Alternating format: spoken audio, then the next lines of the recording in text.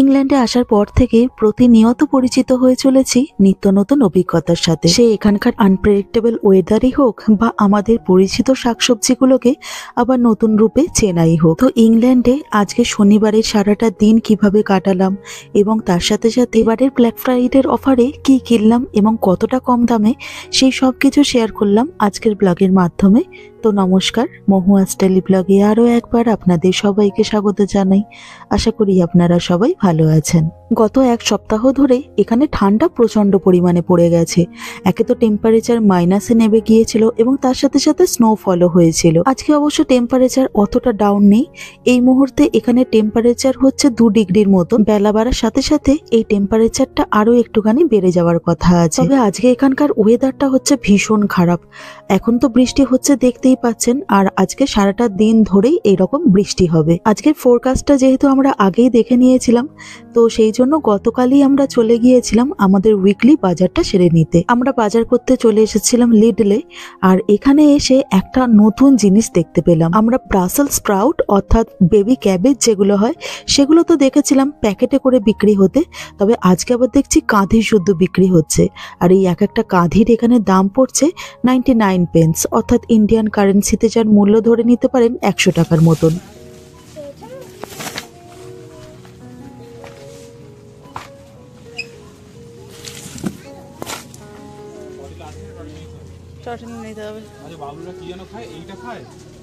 না, ওরা ওদের জিনিসগুলো ওইদিকে আছে, ওগুলো না। না না, হট ক্রস বান একদম জঘন্য খেতে। টর্টিলা র্যাপস, ও মা, আমরা যেটা নিই সেটা কোথায়? এ বাবা, ওটা তো নেই। হ্যাঁ আছে নিচে।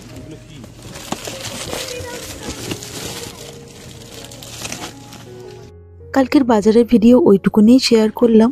তো এখন ঘড়ির কাঁটায় সকাল 9:30 মতন বাজে। সকাল সকাল আমাদের চা খাওয়া হয়ে গেছে, আর এরপরে রান্না করার জন্য এই ব্রাসেল স্প্রাউটটাকে নিয়ে নিয়েছি। এই স্প্রাউটগুলোকে বেবি ক্যাবেজও বলে, আর এগুলোকে দেখতে বা খেতে অনেকটাই আমাদের দেশের বড় যে বাঁধাকপি হয় সেই রকমই। আমরা এগুলো প্যাকেটে করে বিক্রি হতে দেখেছিলাম, তবে বাঁধাকপির আবার কলার কাঁধির মতন এইরকম যে কাঁধি হয় সেটা এই প্রথমবার দেখলাম। এটাকে অনেকটা পেঁপে গাছের মতনও দেখতে লাগছে দেখুন, আর মনে হচ্ছে যেন পেঁপে গাছের মধ্যে বাঁধাকপি হয়ে আছে। এরকম নতুন ধরনের স্প্রাউট দেখে আমি এই গাছগুলো কিরকম দেখতে হয় সেটা ইউটিউবে সার্চ করছিলাম। তো দেখতে পেলাম এমনি যেরকম আমাদের দেশের বড় বাঁধাকপিগুলো হয় সেই রকম টাইপেরই বড় বড় পাতা আছে, আর মাঝখান থেকে এইরকম একখানা স্টেম উঠেছে যার গায়ে ব্রাসেল স্প্রাউট গুলো লেগে আছে। এই স্প্রাউট গুলোকে খেতে ভীষণই ভালো, আমরা আগেও এনে খেয়েছি। আর এখানকার লোকজন এই স্প্রাউট গুলোকে ভালো করে মশলা মাখিয়ে ওভেনে বেক করে খায়, তবে আমরা তো ওরকম বেক করে খাবো না। আর আজকে ভাবছি এই স্প্রাউটটা দিয়ে একটা অন্য রকমের রেসিপি ট্রাই করব। আর এই দেখুন এখানকার স্প্রাউট গুলোকে একদমই কিন্তু আমাদের দেশের বাঁধাকপির মতনই দেখতে, শুধু সাইজে একটুখানি ছোট। আর বাঁধাকপির মতন আজকে একটা নতুন ধরনের আলুও রান্না করব। এই আলুগুলোকে এদেশে বলে রেড পটেটোজ। তো এই আলুগুলো সুইট পটেটো, মানে আমরা যেটাকে রাঙা আলু বলি সেটা কিন্তু নয়। আর এর খোসাটাকে ছাড়িয়ে দেখছি, দেখুন আমাদের দেশের এমনি সাধারণ যে সাদা রঙের আলুগুলো হয় সেই রকমই দেখতে। আর এটাকে খেতেও এমনি সাদা আলুর মতনই, তবে একটু আলাদা। আমরা আগেও এটাকে ভাজা করে খেয়েছি।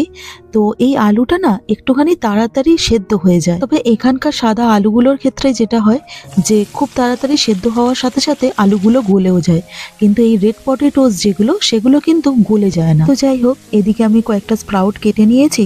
তো প্রথমে এগুলোকে ভেজে নিয়েছিলাম, আর তারপরে কেটে রাখা আলুগুলোকেও যেরকম নুন হলুদ মাখিয়ে ভেজে নিয়েছিলাম। তারপরে পেঁয়াজ, আদা, টমেটো, ধনে গুঁড়ো, জিরে গুঁড়ো সবকিছু দিয়ে মশলা কষিয়ে ভেজে রাখা সবজিগুলোকে দিয়ে ভালো করে নেড়ে চেড়ে নিয়ে এখন এর মধ্যে জলও দিয়ে দিয়েছি। আমরা যেভাবে ফুলকপি আলুর তরকারি করি ঠিক সেইভাবেই তরকারি বানিয়ে নিচ্ছি, দেখি কিরকম খেতে হয়। এই যে তরকারি রান্নাও হয়ে গেছে, আর বাঁধাকপি করার সময় যেরকম সামান্য একটুখানি মিষ্টি দিই সেরকম মিষ্টি দিয়েছিলাম, আর লাস্টে দিয়ে দিলাম ধনেপাতা কুচি। খালি মোবাইলই হয়ে যাচ্ছে। এটাও এমআই, এখন না, এটা তোমার আর আমার সেম। ও মামামেরও তাই না? হ্যাঁ, তার মানে আমাদের তিনজনেরই একই ব্র্যান্ড হয়ে গেছে। হ্যাঁ সেটাই বলছি। এখন এখানে ব্ল্যাক ফ্রাইডের অফার চলছে, আর এই অফারটা চলবে 2 ডিসেম্বর পর্যন্ত। এই ব্ল্যাক ফ্রাইডের সময়তে অনেক কিছু জিনিস অনেক কম দামে পাওয়া যায়। তো সুদীপ্তর একটা ফোনের খুব দরকার ছিল, তো সেই জন্য একটা ফোন আমরা অ্যামাজন থেকে কিনে নিয়েছিলাম। এটা হলো রেডমির একটা ফোন, যেটার মার্কেট প্রাইস ছিল 200 পাউন্ড, তবে আমরা এটা ব্ল্যাক ফ্রাইডের অফারে 180 পাউন্ডে পেয়ে গেছি। ওপেন আপটা ওপি আপ।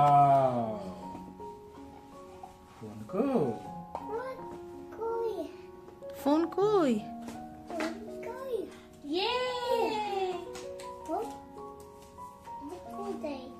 এটা কোথায়? বলছে এটা কোথায়?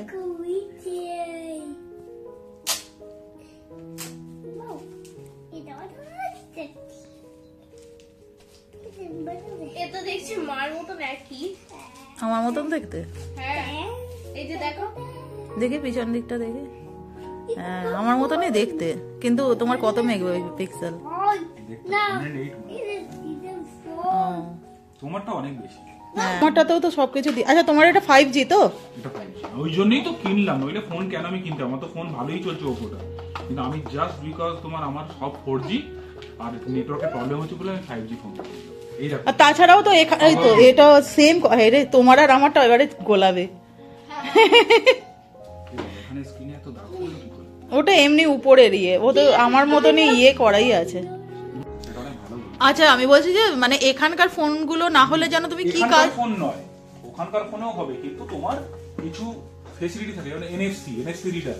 এনএফসি রিডারটা কি হয়, তুমি যে কোন দোকানে গেলে দিলে তোমার credit card, debit card, wallet যদি এখানে আপডেট করা থাকে, অ্যাড করা থাকলে, তুমি মোবাইল দিয়ে তুমি স্ক্যান করে পেমেন্ট সবকিছু করতে সে তো তুমি তোমার মোবাইল। তোমার মোবাইলে, হ্যাঁ, আমার ও মোবাইলে। আচ্ছা, মোবাইলে যেটা। আচ্ছা, তোমাকে এখন যেটা কার্ড দিয়ে করতে আমার হচ্ছে। এনএফসি রিডারটা নেই। আচ্ছা আচ্ছা, আমার মোবাইলটা দিয়ে যেমন করা যায়। ও যেমন আচ্ছা, তোমার বায়োমেট্রিকটা করার সময়, যেমন তোমার আমাদের বিআরপি কার্ডের জন্য তোমার ফোন আমি ইউজ করে সবারটা করলাম, কারণ আমার এনএফসি রিডার নেই। এই হ্যাঁ কারণে। আচ্ছা। 5G একটাও ছিল না, তোমার এই মোবাইলটা 5G। না, আমার এটা 4G। 4G, এর 5G না হলে কথা আমাদের নেটওয়ার্কে বড্ড প্রবলেম হচ্ছে। এবার আমি তো ম্যাক্সিমাম বাইরে তোমার কল টল নিই, 5G না হলে কথা 5G সিম থাকা সত্ত্বেও কাজ করছে না ঠিক করে, যার জন্য তোমার 5G মোবাইলটা নেই। ওটাই মেন রিজন, এবং এনএফসিটা মেন রিজন। এই দুটো খুব ইম্পর্টেন্ট, না হলে তোমার হচ্ছে না, এগুলো দরকার লাগে। কারণ পেমেন্ট দেখো, আজকাল কেউই কিন্তু কার্ড ফিজিক্যালি তোমার নিয়ে যায় না। হ্যাঁ। বাইরে তোমার ওয়ালেট চুরি হলে তুমি কি করবে? এখানেই তোমার ওয়ালেটে সবকিছু কার্ডের ডিটেইলস। আচ্ছা, তাহলে তো লোকজন, ও না, তোমার তো পাসওয়ার্ড দেওয়া থাকবে। লোকজন চুরি করবে। মোবাইল কোনো সময় চুরি, তুমি ট্র্যাক করতে সবই ট্র্যাকার সবকিছু থাকে, আইএমআই নাম্বার সবই দেওয়া থাকে, বাট হ্যাঁ। আর তাছাড়াও তো তোমার ইয়ে করবে, আর তাছাড়া তোমার সঙ্গে সঙ্গে চুরি হয়ে গেলে তোমার 1 নম্বর তো পাসওয়ার্ড দেওয়া আছে, দ্বিতীয়ত হচ্ছে যে তুমি সঙ্গে সঙ্গে তখন বন্ধ করে দেবে সবকিছু। পুরোপুরি সবকিছু হ্যাঁ। তখন আমরা বন্ধ করে দেবে। বন্ধ করে দেবো। হ্যাঁ, একদমই হ্যাঁ, সত্যি কথা। ঠিক ঠিক, ঠিকই বলেছো। ওই জন্য এখন কি বলতো, সিকিউরিটিটা অনেক বেশি। হ্যাঁ, কিন্তু আমার মেন কারণ ছিল এই দুটো। 1 নম্বর এনএফসিটা অবশ্যই দরকার ছিল, আর 2 নম্বর 5Gটা, কারণ কি হতো নেটওয়ার্কের প্রচন্ড প্রবলেম। তুমি নিজেও ফোন করে দেখেছো, অনেক সময় ফোনে পাবো না, জাস্ট বিকজ আমি 5G সিম ইউজ করছি, কিন্তু 4G ফোন। হ্যাঁ, সেটাই। এটা খুব ইম্পর্টেন্ট। ঠিক আছে। এখানে শীতকালে একে তো প্রচন্ড কনকনে ঠান্ডা, তারপরে অন্ধকারও খুব তাড়াতাড়ি নেমে আসে, ঠিক মতো করে সূর্যের দেখা পাওয়া যায় না, তার উপরে ঝিরঝিরে বৃষ্টি তো লেগেই আছে। তাই এত বাজে ওয়েদারের মধ্যে বাচ্চা কাচ্চাকে নিয়ে বাইরে বেরোনো সম্ভব হয়ে ওঠে না। আমরা প্রায় প্রত্যেকেই বাড়ির মধ্যেই বন্দী হয়ে থাকি। তাই একাকিত্ব কাটাবার জন্য মাঝে মাঝে আমাদের বাড়িতে কেউ চলে আসে, বা মাঝে মাঝে আমরা অন্য কারোর বাড়িতে চলে যাই, অথবা পটলাক লাঞ্চ করে নিই, যাতে সবার সাথে সবার বেশ দেখা সাক্ষাৎ হয়ে যাবে এবং একসাথে খাওয়া দাওয়া হয়ে যাবে। তো আজকেও সেই রকমই একটা প্ল্যান আছে। আজকে রাতে পটলাক ডিনারে আমি বিরিয়ানি বানাচ্ছি। তো রাতে যেহেতু বিরিয়ানিটা খাওয়া হবে, তো তাই জন্য সুদীপ্ত বলল যে সকালবেলা আরো ভাত খাবে। আর সত্যি এতটা স্যাঁতস্যাঁতে আর ঠান্ডা কনকনে ওয়েদারে দুবার ধরে ভাত খেতে ভালো লাগে না। তো তাই জন্য আজকে দুপুরবেলার দিকে একটুখানি ময়দা মেখে নিয়েছিলাম, কয়েকটা পরোটা বানিয়ে নিয়েছিলাম, আর সঙ্গে ওই ব্রাসেল স্প্রাউট আর আলু দিয়ে তরকারি ছিল। ব্যাস এই দিয়েই দুপুরবেলার খাবার দাবার সেরে নিলাম। হ্যাঁ, স্প্রাউট গুলো খেয়ে দেখো। আমি তো খেলাম, বেশ ভালোই লাগলো। দেখো খেয়ে। ওই তো, ওইটাই তো স্প্রাউট, ওই বেবি ক্যাবেজ গুলো। মামাম বলছে আলুর টেস্টটা নাকি খুব একটা ভালো নয়। দেখো তো, আলুটা একটু বেশি মিষ্টি। আলুগুলো মিষ্টি।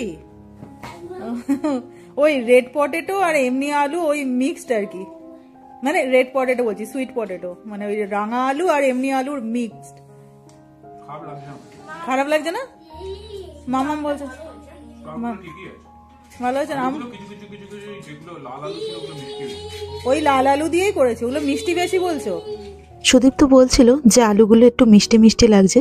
পরে আমার মনে পড়লো যে তরকারিতে একটুখানি তো চিনি দিয়েছিলাম, তো তাই জন্যই হয়তো একটু মিষ্টি মিষ্টি লাগছিল, নাহলে আলুগুলো বেশ ভালো। তো যাই হোক, এদিকে রাতের জন্য আমার বিরিয়ানিও রেডি হয়ে গেছে। এটা দমে বসিয়েছিলাম আর তারপরে চাপা দিয়ে এই গ্যাসের উপরেই রেখে দিয়েছি, কারণ যেখানে পটলাক ডিনারটা হচ্ছে সেটা হচ্ছে আমাদেরই বিল্ডিংয়ে আর আমাদেরই ফ্লোরেতে। তো তাই জন্য এটা গ্যাসেতেই বসানো থাক, যখন রাতের বেলা খাওয়া দাওয়া করব তখন এখান থেকে নিয়ে চলে যাব, তাতে জিনিসটা গরমও থাকবে। আর এদিকে আমরা সবাই রেডি হয়ে গিয়েছি, তো এরপরে বেরিয়ে পড়লাম বন্ধুর বাড়িতে যাওয়ার উদ্দেশ্যে। চলুন ওদের বাড়িতে যেতে যেতে আজকের ভিডিওটা বরঞ্চ এখানেই শেষ করি।